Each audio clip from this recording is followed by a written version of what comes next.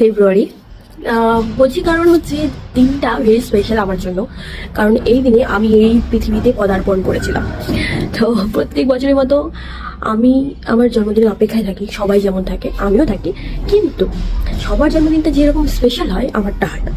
তাতে আমার দুঃখ হয় না, কিন্তু একটা মানে ভালো লাগার কাজ করে। কারণ হচ্ছে এই দিনটা এতটাই শুভ যে প্রত্যেক বছর রিলেটেড থাকে।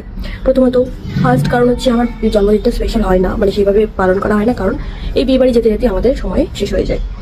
নিজেদের মধ্যে কোনো বিয়ে হলে তো গেল, পুরো শেষ। আর দ্বিতীয়ত কোনো না কোনো কারণে আমার এক গাদা কাজ থাকে।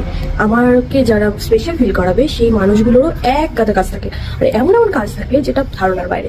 তো জন্মদিনের আসল মজাটা একদম শেষ হয়ে যায়, আর পরে সেলিব্রেট করার ব্যাপারটা না খুব একটা ভালো লাগে না। তো তাই প্রতি বছর জন্মদিনটা আমার এরকমই যায়। তো তবুও আমি হ্যাপি ব্যাস। আর আজকের সারাদিনের কাজগুলো তোমাদেরকে কিন্তু অবশ্যই শেয়ার করবো, আমি কি কি কাজ করেছি, কোথায় কোথায় গেছি, আর আমি নিজে কেমন সেজেছি আর সেজে বিয়ে বাড়ি গেছি। ওকে, টাটা।